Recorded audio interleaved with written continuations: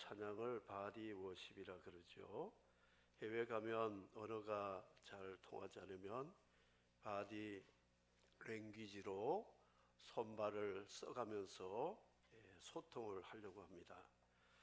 하나님을 향한 우리 기도도 우리는 거의 고정관념이 뭐냐면 손으로, 입으로 기도하는 것이 기도라고 생각합니다. 그런데 성경은 바디 프레이어라고 하는 몸으로 기도하는 것들이 많이 나오고 있습니다.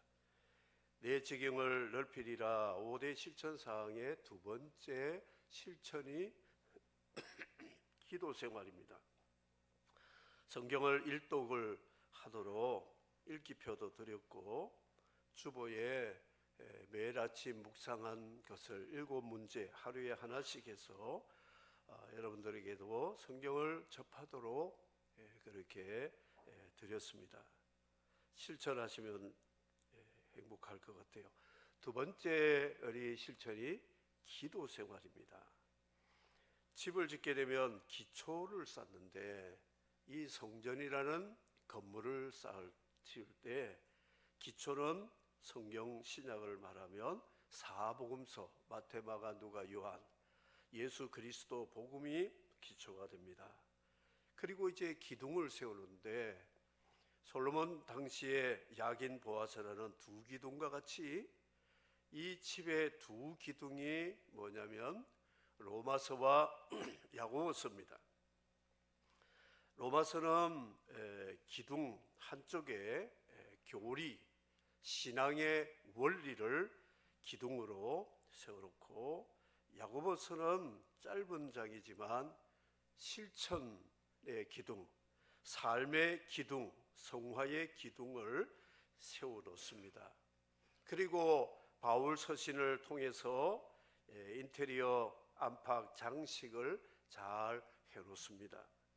그리고 천정과 창문을 내는데 이 창문이 바로 요한계시록, 눈을 열면 멀리 내다볼 수 있는 창이, 우리가 이 땅에 갇혀 있지만 새하늘 새 땅 천국을 바라보는 건물의 창문 역할이 요한계시록이다, 이렇게 말씀합니다. 교도소의 삶은 창문이 별로 없습니다. 빛이 잘 들어오지 않습니다. 우리의 삶 속에도 창이 활짝 열려서 바깥이 보일 수 있는 그런 확 트인 공간, 이게 요한계시록을 묵상하고 말씀을 받아들일 때 우리의 삶에 열린 창이 열리게 된다, 이거를 말씀할 수 있습니다. 운전시험의 필기시험이 로마서, 자동차 이론과 교통 법규에 대한 이론, 그런데 야고보서는 주행 실기 시험입니다.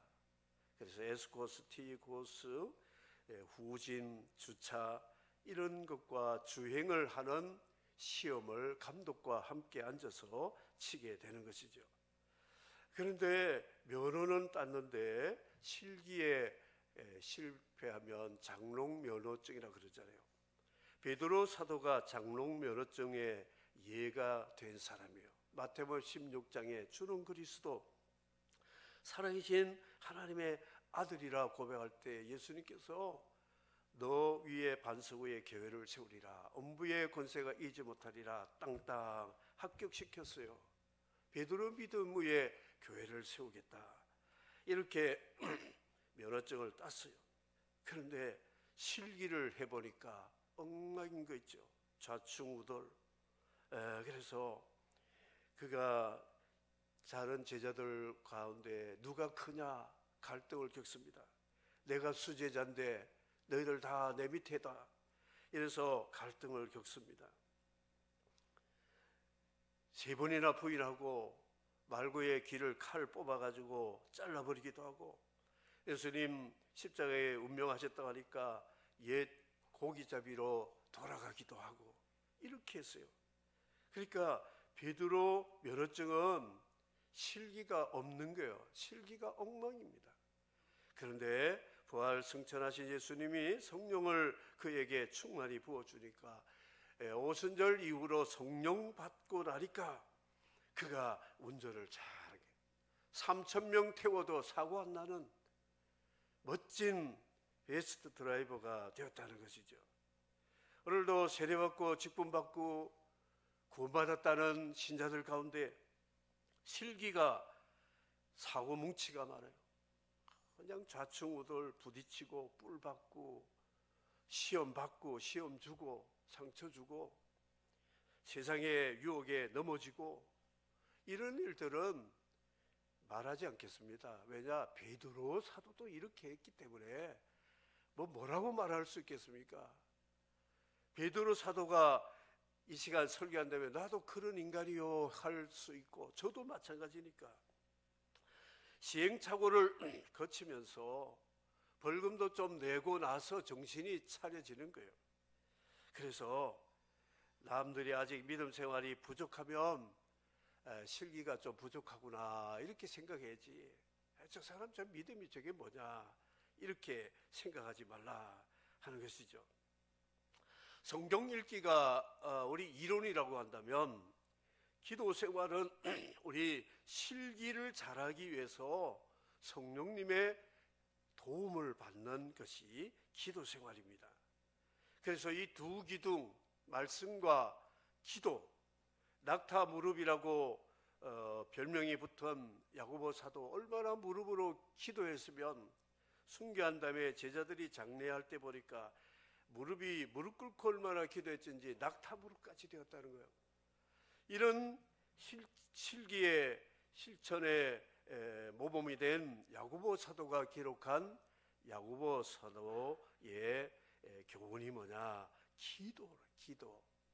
그런데 기도는 어떻게 하느냐? 손으로 해야 된다. 손으로 하는 길. 입으로 기도하는 거 이방인들 기도입니다. 중언부언 같은 말 반복하고, 바리새인의 기도는 자기 의를 나열하고 자랑하는 그런 종교적인 기도였죠. 우리나라 기독교인들의 기도는 눈을 감아야 되는 거예요. 눈을 감습니다. 왜냐하면 눈을 뜨면 우리의 그 죄성이 살아있기 때문에 집중을 못하니까 눈을 감으라 그러는 거예요. 그런데 주님은 눈을 들어 하늘을 우러러 보시면서 기도했습니다. 하늘에 계신 우리 아버지 하면서 눈을 들고 기도했다. 그리고 다윗은 내가 눈을 들어 산을 보니 나의 도움이 어디서 올꼬? 나의 도움이 천지를 지으신 여호와께서로다. 시편 121편을 보니까 눈을 들고 산을 보면서 기도했다 이렇게 말씀하고 있습니다. 모세는 손을 들고 기도했어요. 광야에서 아말렉과 싸울 때에 모세가 산 정상에 올라가서 손을 들고 기도하니까 여호수아가 칼날 가지고 아말렉을 막 물리치기 시작하는 거예요. 손이 피곤해서 내려오니까 아말렉이 이기기 시작하는 거예요. 이거를 알고 아론과 훌이 모세를 반석에 앉게 만들고 양손을 붙잡아서 내려오지 못하게 붙잡아 주니까 여호수아가 칼날로 아말렉을 이겼다는 것이 그 현장 지명이 뭔지 아세요? 듣습니까? 안 듣습니까? 설교는 일방적으로 저만 하는 것 같은데도 소통이 돼야 돼요. 다 같이 한번 따라하세요. 여호와 니시, 여호와는 나의 깃발이다. 저가 크게 하면 여러분도 크게 하셔야지 뭐 다 죽은 소리로.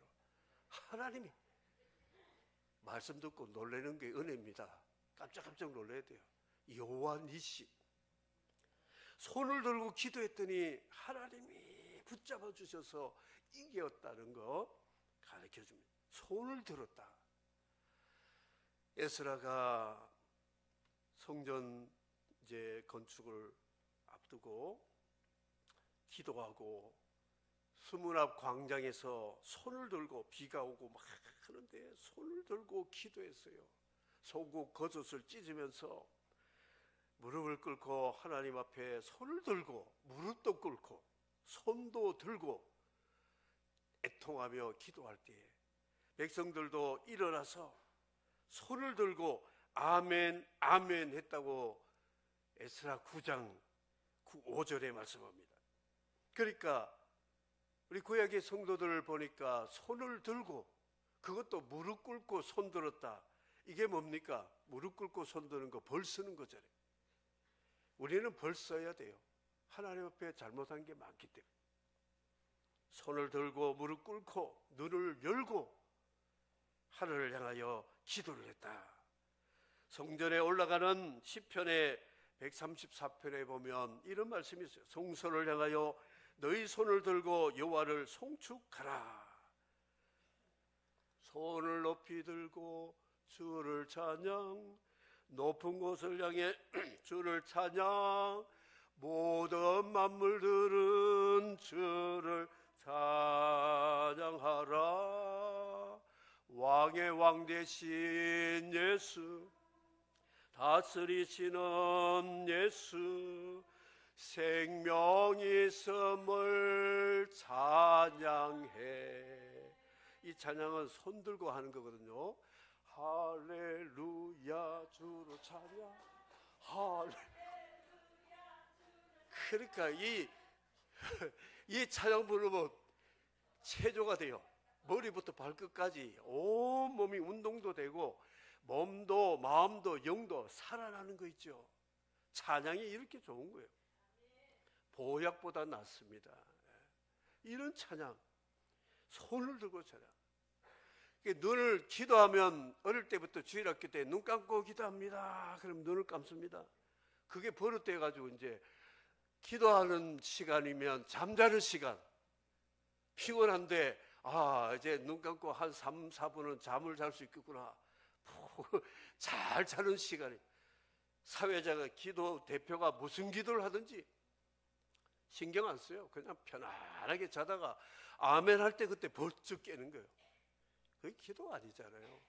기도는 바디, 몸으로, 전 몸으로, 입으로, 눈으로, 귀로, 손으로, 무릎으로, 발로 하나님을 기도해야 된다 하는 것이죠.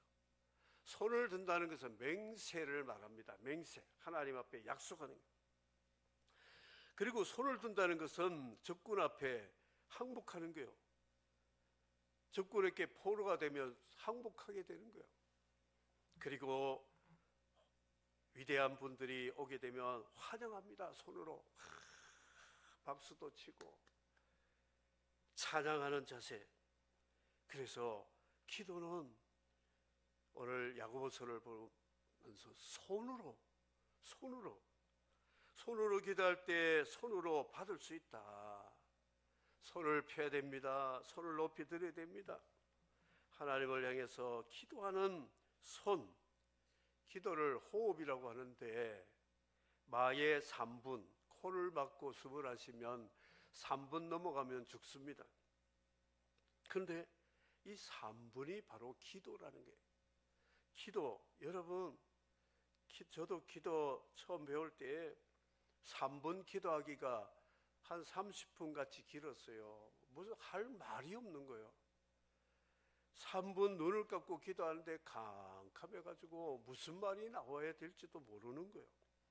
눈을 뜨면 더 안 돼요. 더 보이는 게 많으니까 온갖 잡생각이 들어오니까 그렇잖아요. 그리고 3분 동안 손을 들고 무릎 꿇고 눈을 뜨거나 감고 기도 한번 해보시지요. 오늘 여기서는 할 수가 없어요. 옛날에 어자없을 마루가 있을 때는 무릎 꿇고 3분 동안 기도합시다, 통성 기도합시다 그러면 하는데 1분 넘어가면 무릎 관절이 막 아프고 저리고 힘듭니다. 그런데 사회하는 목사님은 성령 충만해가지고 3분, 4분, 5분 막 넘어가면 쓰러집니다. 굉장히 힘든 거예요. 세상에서 가장 힘든 게 뭐냐면 기도입니다. 기도. 다른 건 다 해도 기도하기 힘듭니다. 저 기도 대표 기도하는 분들의 말을 취합해서 종합을 해보니까 기도 당번이 되면 한 주 동안 밥맛이 없대요. 또 잠이 안 온대요. 그리고 대표 기도 시간 되기 전에는 심장 박동이 빨라져 가지고 나와서 기도하려고 그러면 침이 마르고, 그리고 더듬거려지고, 그리고 헛기침이 막 나오고, 그러다가 기도할 게 까맣게 잊어버린 거예요. 그러니까 하고 나면 진땀이 나요. 식은땀이 난대요. 그 얼마나 힘들면 식은땀이 나올 것 같아요. 힘든 겁니다. 이게 기도라는 건 영적인 일이기 때문에 중노동이거든요. 성령님이 우리를 도와주지 않으면 기도 안 됩니다. 못 합니다. 할 수 없어요. 광주 교회에 오후 혼신 예배 때에 연세 많은 권사님 대표 기도를 시켰는데, 사양을 하는 걸 권사님이 그래도 어르신이 하셔야지요. 일주일 내내 기도문을 고쳤다, 교정했다, 수정했다 하면서 나름대로 정성을 다해가지고 앞에 나오신 권사님 기도하시겠습니다 했더니, 천지를 창조하신 하나님, 우리를 위해 그 아들을 보내신 구원의 하나님 감사합니다. 뚝 그친 거 있죠. 10초 지나도 가만히 있고, 15초 지나도. 그래서 제가 강당 뒤에서 눈을 뜨고 봤죠. 권사님 내려가시더라고. 아니, 기도 시간에 왜 내려갈까, 기도를 안 하고 했더니 밑에 내려가서요, 종이 쪽지를 주워 가지고 오는 거 있죠. 여름에 선풍기 돌아가면서 기도하는 사이에 날아가 버렸어요.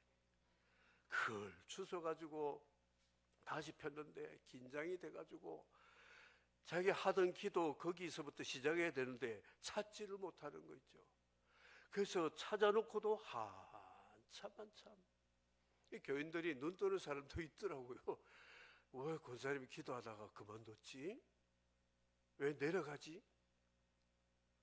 이 권사님은 기도하고 나서는 얼마나 기도가 힘들다는 것을 고백을 하시더라고요.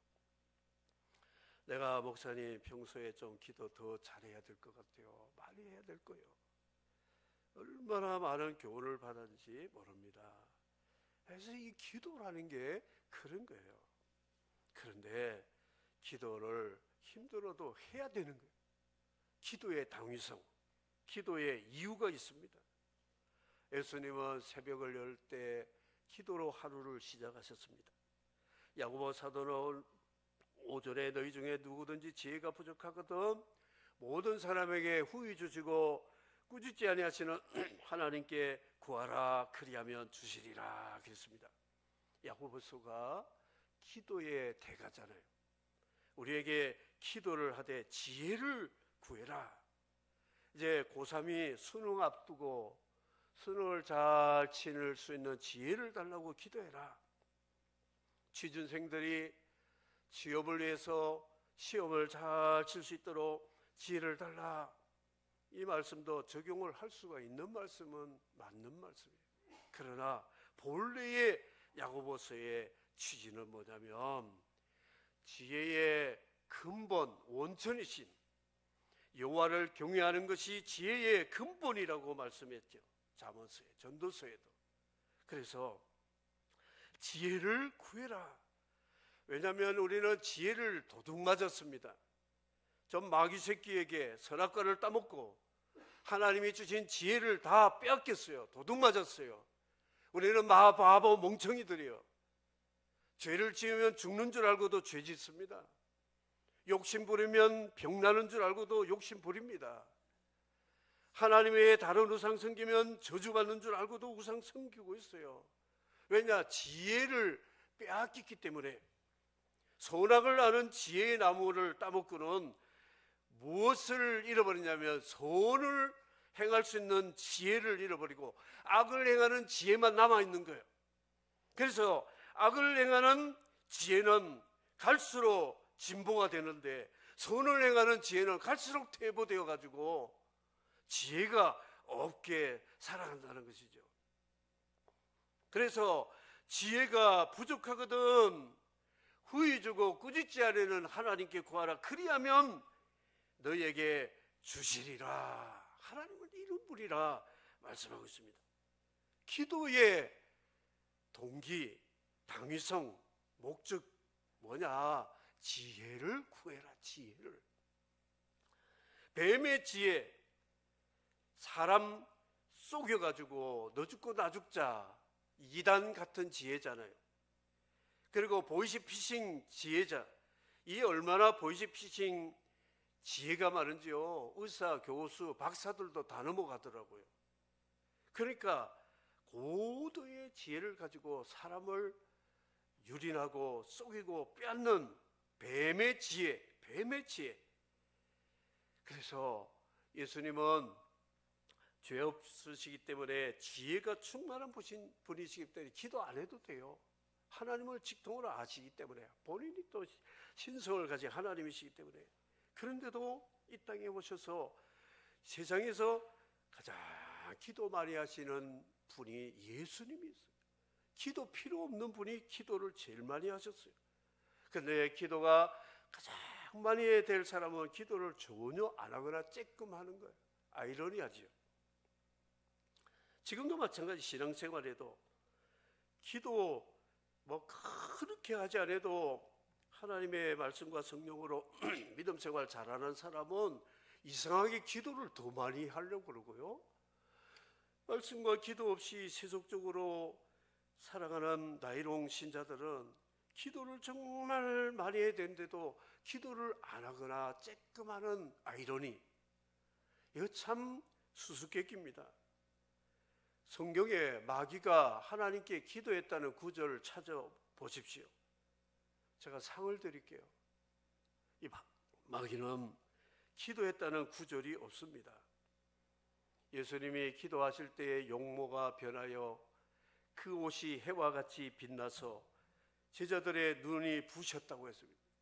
기도하는 사람의 옷과 얼굴은 빛이라서 부신다는 게, 그게 세상의 빛이라는 거예요. 여러분, 정말 금년에 기도하십시오. 기도하시되 지혜를 구하시기를 주의 이름으로 축복합니다. 우리 아들, 손자들, 손녀들 잘 되게 해주세요. 건강해서 오래 살게 해주세요. 물질도 부족함이 없이 다 하나님이 채워주십시오. 어쩌고 저쩌고 하지만 그 기도는 부수적인 기도고, 하나님은 다 아세요. 우리 필요를 다 아시기 때문에. 솔로몬처럼 지혜를 구하니까 구하지 않는 것 뭘 주셨다고요? 다 주셨죠. 예, 부, 귀, 영화, 장수 다 주셨다는 거예요. 그러니까 하나님의 목적에 딱 맞으면 구하지 않은 것까지도 주시는데, 예수님이 너희는 그의 나라와 그의 의를 구하라. 그리하면 너희 모든 것을, 이방인들이 구하는 그것보다도 더 많은 것을 너에게 주시리라. 믿으면 아멘 하시기 바랍니다. 죄악의 지혜는 그 지혜가 아닙니다. 뱀의 지혜는 꾀입니다. 꾀, 술수, 아주 사기 행각이죠.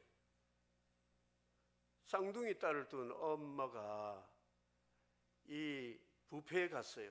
그래가지고 이 두 딸들을 배불리 먹이려고 작전을 썼는데 밥값을 2인분을 내고 앉았어요. 그래서 쌍둥이니까 큰 딸인지 작은 딸인지 몰라도 한 녀석 데리고 실컷 먹였어요. 눈짓을 하니까 화장실 가는 척하고 갔는데, 화장실에 숨어있는 동생인지 언니인지 걔가 또 싸워가지고 막 먹는데, 알바생이 눈매가 아주 독수리 눈 같아가지고 조금 전에 먹은 애는 점이 있는데 얘는 점이 없는 거예요. 그리고 아까 먹은 여치기에는 아이폰을 가지고 뭐 이렇게 하던데 얘는 삼성폰이네. 전에는 머리가 좀 짧았는데 얘는 머리가 기네. 매니저한테 보고를 했어요. 저 수상하다고 하니까 그런 소리 하지 마. 손님한테 괜히 그러지 마. 아니요, 진짜요. CCTV 돌려보자 하니까 걸린 거 있죠. 이놈 시컷 먹고는 화장실에서 리턴 터치해가지고 와서 먹는데, 얘가 보니까 한 사람이 먹을 양이 아니라는 거예요. 먼저 먹고 갔으니까 나중에 새 그릇 가지고 또 먹는데 얼마나 많아. 그래 불러가지고 엄마 보고 세상을 이렇게 살면 안 된다 딱 잡아주더래요. 근데 이 CCTV를 딱 보여주니까 경찰에 신고하겠다니까 신고하지 말라면서 3인분 내고 도망쳤어요. 그걸 보고 참 지혜가 있죠. 박사급이에요, 박사급. 밥 한 그릇 아끼려고 그렇게 지혜를 쓰는 거예요. 꾀를 쓰는 거예요. 그 자녀들을 어떻게 되겠어요? 이게 바로 희생이지. 야고보 사도는 하늘의 지혜와 땅의 지혜, 하늘의 지혜는 우리를 거룩하게 만드는데 땅의 지혜는 정욕과 귀신의 지혜라. 귀신 지혜라고 하는데 야고보서 3장 13절 18절에 보면 이런 말씀이 야고보 사도가 그렇게 말씀합니다. 너희 중에 지혜와 총명이 있는 자가 누구냐? 그는 선행으로 말미암아 지혜의 온유함으로 그 행함을 보일지니라. 그러나 너희 마음속에 독한 시기와 다툼이 있으면 자랑하지 말라. 진리를 거슬러 거짓하지 말라. 이러한 지혜는 위로부터 내려온 것이 아니요 땅 위의 것이요. 이거 띄워줘야 되는데요. 정욕의 것이요 귀신의 것이니 시기와 다툼이 있는 곳에는 혼란과 모든 악한 일이 있음이라. 오직 거기서부터 넘겼어요. 다 같이 함께 읽겠습니다. 시작. 오직 위로부터 난 지혜는 첫째 성결하고 다음에 화평하고 관용하고 양순하며 국률과 선한 열매가 가득하고 편견과 거짓이 없나니 화평하게 하는 자들은 화평으로 심어 의의 열매를 거두느니라. 아멘. 피스메이커. 하늘의 지혜를 가진 사람들은 이렇게 삶이 풍성한 열매를 맺는 거예요. 이게 복이라는 것이죠. 땅의 지혜는 갈등과 욕심과 다툼과 이런 것밖에 없다 말씀하고 있습니다. 그래서 금년에 저와 여러분의 기도 제목이 뭐냐? 지혜가 부족합니다. 하나님 저에게 선한 지혜를 주십시오. 하나님을 경외하는 지혜를 주십시오. 하나님을 아는 지혜를 주십시오. 이 지혜는 뭐냐? 죄 짓지 않는 지혜, 선을 행하는 지혜. 이것이 하나님이 그리스도를 지혜의 영으로 우리에게 보내주신 그 은혜라는 것 말씀합니다. 말씀을 맺으려고 하는데 그러면 기도의 내용 무엇을 구해야 될까? 하나님은 기도를 훈련시키는 교관과 조교를 세 사람 준비했어요. 그 한 조교가 누구냐? 칼조교, 두 번째는 기근조교, 세 번째는 질병조교. 칼과 기근과 연병을 가지고 이스라엘을 기도하게 만들었어요. 이스라엘이 나타하고 기도하지 않고 우상숭배하고 세속에 빠지면 주변 국가들이 공격해서 전쟁을 일으켜서 칼이 들어오게 된다. 기도로 회개하면서 칼을 막는 이 기도했더니 칼을 막는 여호와 니시를 경험하게 했고 에베네셀을 경험하게 했다는 거죠. 또한 기도함으로 기근을 막았어요. 엘리야의 기도로 3년 6개월 비를 가뭄에 그 땅에 비를 내리게 하셨다. 그래서 비가 없이는 농경사에 먹고 살기 힘듭니다. 이게 바로 경제로 우리를 압박할 때에 기도하면 풀어서 우리에게 넉넉하게 풍족하게 공급하신다는 것을 가르쳐 줬다는 것이죠. 질병을 통하여 고통을 당하게 함으로 하나님 앞에 더 기도하게 해서 질병을 통하여 기도의 사람으로 만든다는 것이죠. 이 세 조교는 우리를 아주 기도하는 정예병으로 만드는 훌륭한 조교라고 말할 수가 있습니다. 예수님 당시에 예수님 제자와 사람들은 무슨 일이든 예수님께 찾아왔어요. 잔치집에 포도주 모자란다고 예수님 보고 이거 어떻게 하지요? 그 예수님하고 무슨 관계가 있습니까? 그래도 해결해 주셔서 영광을 나타냈죠. 바다에 풍랑이 나서 배가 죽게 되니까 예수님 주무시는 거 깨워가지고 이거 어쩌지요? 그러니까 잠잠시켰죠. 오라비가 병들어 죽게 되었다고 사람 보내가지고 예수님 빨리 와달라고 하는데 죽은 다음에 장사가 끝난 다음에 오셨어요. 일찍 오시지 왜 그랬습니까? 그러니까 가자, 나사로 무덤에서 살려서 병도 고치고 죽은 아들 오빠도 살린 이 예수님이 그런 분이, 장애인들, 귀신 들린 자들, 병자들, 이 모든 사람들 주님께만 오면 해결이 되었다는 것이죠. 그거를 조선시대에 신문고가 있죠. 대궐 문 앞에 이 문루에다가 북을 달아놓고 상소를 하려면 중간에서 다 제지를 하니까 그냥 밤에 몰래 와가지고 둥둥 북을 치니까 대감이 자다가 이게 뭐야? 좀 불러와라, 들러하라. 그러면 말하잖아요. 내가 이렇고 저렇고 해서 저런 사투 때문에 내가 다 뺏기고 이러면 문제를 해결해 주는 신문고. 우리 기도는 바로 그와 같은 게 무슨 일이든지 만사 형통하게 하시는 주님을 찾아서 기도하는 저와 여러분이 되기를 주의 이름으로 축복합니다. 좋은 세상에 삽니다.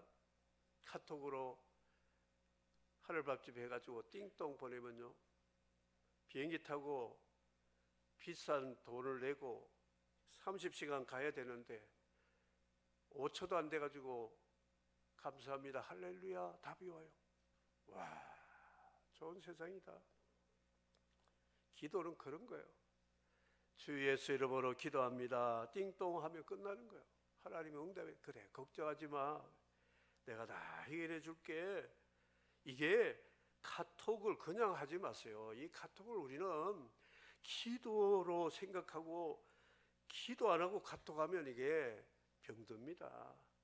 저는 이 카톡이나 SNS를 가지고 하나님 복음 전하는 이 문화적인 툴로 사용하니까 너무 좋은 거 있죠. 너무 이렇게 넓어지고 지경이 넓어지는 거 있죠. 기도 맺겠습니다. 나를 위해 기도해. 자기를 위해서 기도해야 됩니다. 악과 시험과 여러 것에 빠지지 않고 구원의 확신과 성화의 삶을 날마다 인도, 보호, 공급을 위해서 기도하시고 사랑하는 자를 위해 기도하십시오. 가족과 이웃들과 성도들과 우리 민족과 열방을 위해서 기도해 주십시오. 나라를 위해 기도하십시오. 기도의 응답을 받을 때 하나님 나라가 확장됩니다. 사네립이라는 아수르의 왕이 이 이스라엘 히스기야 성을 포위하고 편지를 써가지고 협박을 하고 욕설을 하고 하나님 막 욕하고 막 그랬어요. 그 편지를 받고 히스기야가 펴놓고 하나님 앞에 기도했더니 그날 밤에 18만 5천 명 천사들이 와서 다 시체로 만들고 그 사람 고국에 돌아가 산당에서 제사하다가 아들이 테러를 해가지고 죽어버리고 아수르 끝나버렸어요. 저는 김정은이 신년사에 대한민국 욕하고 제1의 철천지 원수고 전쟁으로 점령해서 해방시키겠다면서 전쟁 야욕을 불태운 그 말을 저는 편지는 아니지만 하나님 앞에 고발했습니다. 하나님, 사내립 같은 저 소리 들으셨죠? 하나님 들으시고 하나님이 역사해 주십시오. 이 땅이 어떤 나라입니까? 복음을 통해서 세계 선교를 해야 될 나라입니다. 저 땅에는 3만 5천 개의 김일성 동상으로 모든 사람은 우상 숭배하고 인권과 자유를 무시하고 얼마나 복음을 막고 있는 그런 곳인데 복음으로 하나 되고 통일되게 해 주십시오. 새벽마다 히스기야 같은 기도를 합니다. 여러분도 기도하시기를 주의 이름으로 축복합니다. 기도는 전쟁을 이깁니다. 기도는 경제도 해결이 됩니다. 기도는 죽을 병도 살아납니다. 히스기야 병들어 죽게 되었을 때에 하나님 앞에 나가서 성전에서 통곡 기도할 때에 이사야가 집에 도착하기 전에 하나님 응답해 가지고 히스기야 찾아와서 너 병이 다 나았다. 15년 연장이다.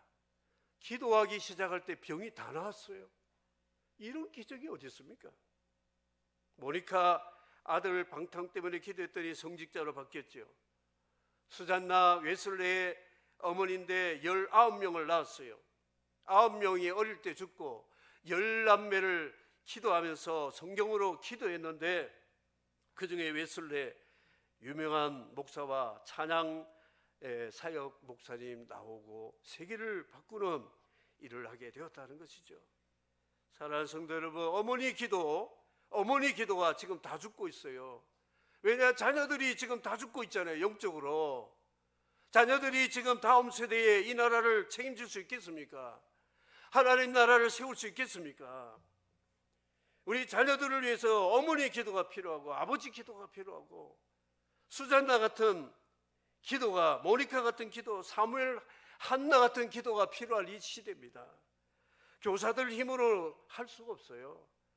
집에서 부모들이 기도하지 않으면 힘듭니다. 기도하는 이 시대, 오늘 우리 지경이 넓혀지는 것은 바디 플레이어를 하는 하나님의 기도의 사람에게는 하나님이 지경을 넓혀주셔가지고 주의 나라가 더 왕성하게 주실 줄을 믿습니다. 여러분, 기도하는 이 하나가 되고, 기도하는 손을 가지고 하나님의 역사를 이루는 저와 여러분이 되시고, 입으로 앵무새만 같이 기도하지 말고 온 몸으로 기도하는 하나님의 백성 되기를 주의 이름으로 축복합니다. 아멘. 찬양 성부 성자. 찬양 성부 성자 성부